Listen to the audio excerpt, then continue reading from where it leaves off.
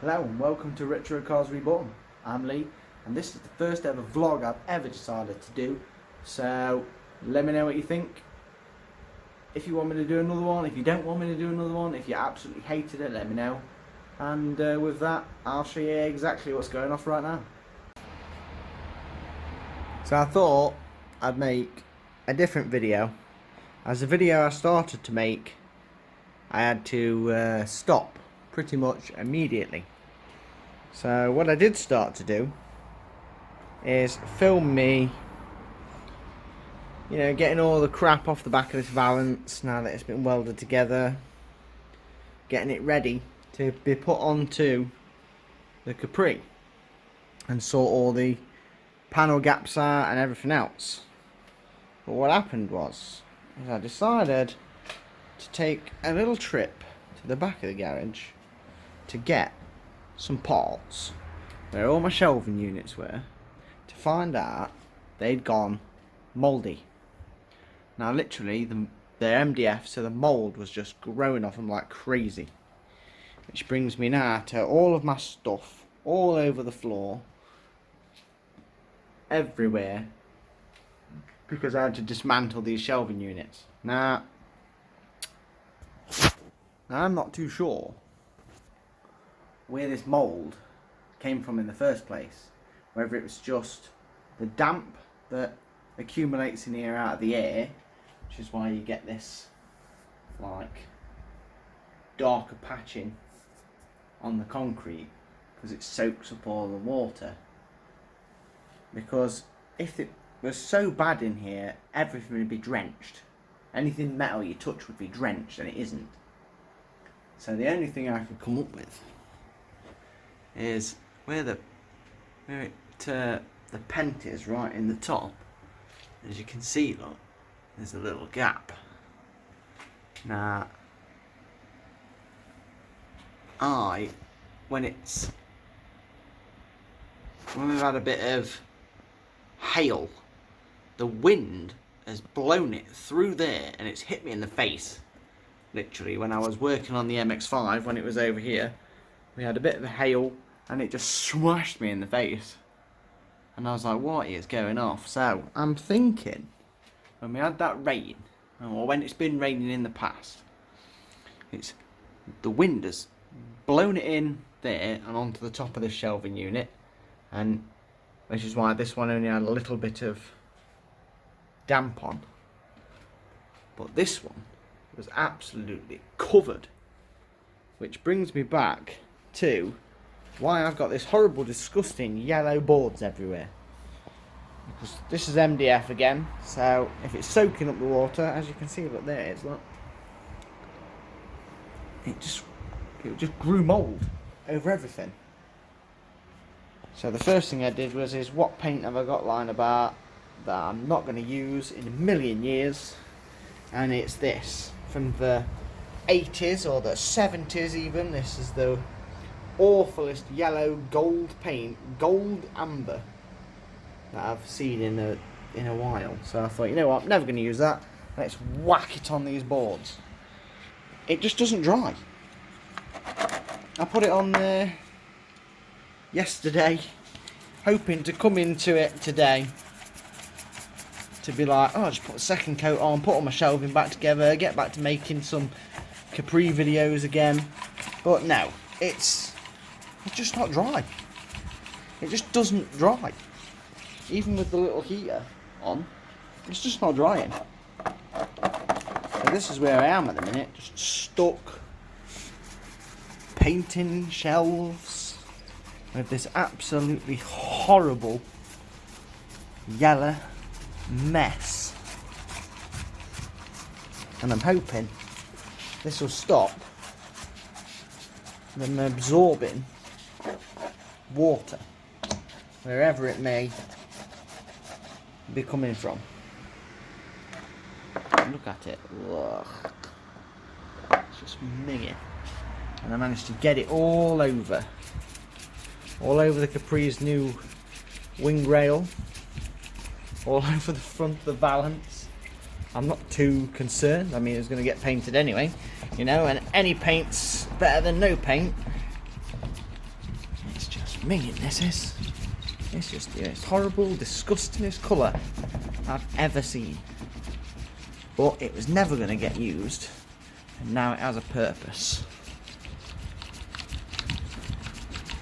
And that purpose is to look after my shelves. Oh, somehow I managed to destroy the mini roller too. Only I could be painting some MDF and destroy the roller at the same time.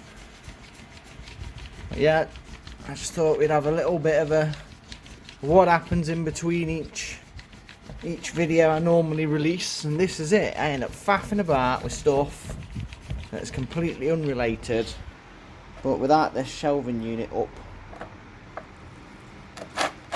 And I didn't want the mould to start spreading to my cars, because inside the laser, if it was really that wet in here, I'd expect that to be mouldy inside and wet underneath the covers, and it's not. So again, I'm concerned on where it came from. And when I had the garage put up, they didn't put any of these corrugated pieces in. Again, look, they end up cleaning up, look, loads and loads and loads. Pinky's bumper. Yeah, they never fitted any of these corrugated pieces in. I bought the wrong size, can you tell? And I ended up cutting it up and fitting them in, but I ended up gorilla gluing every single one of those in to keep the wind and rain out.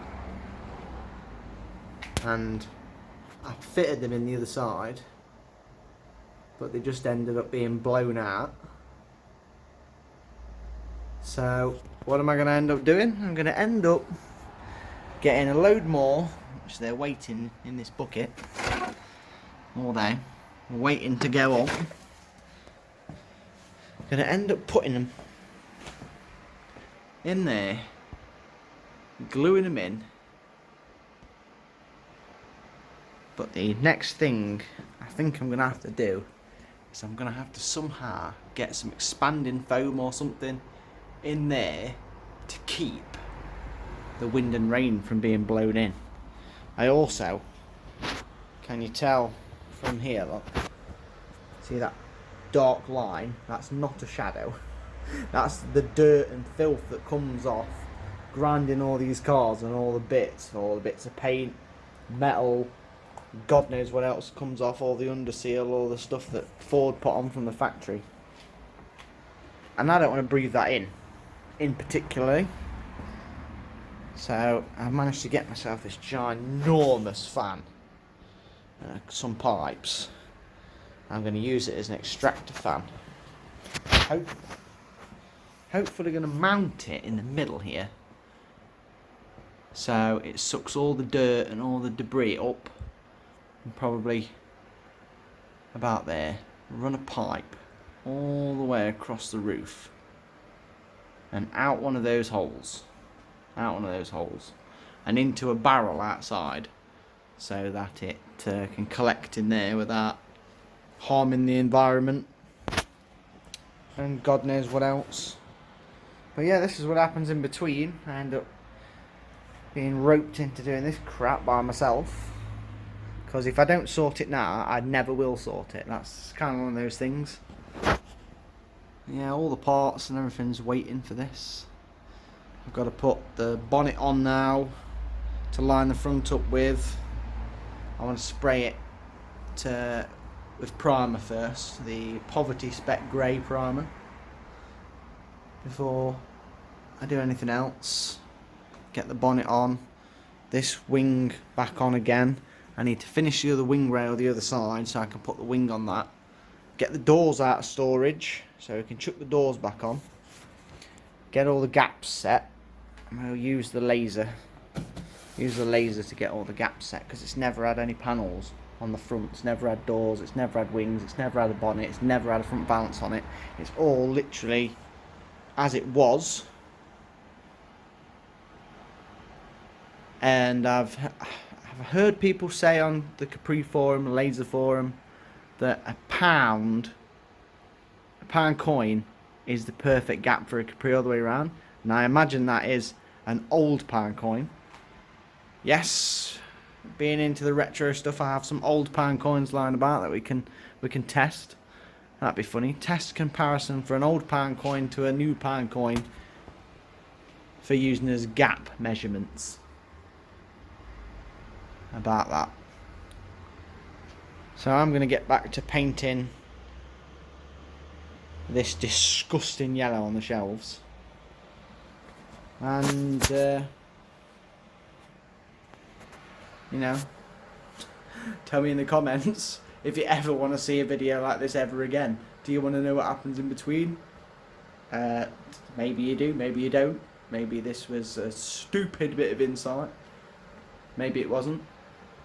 But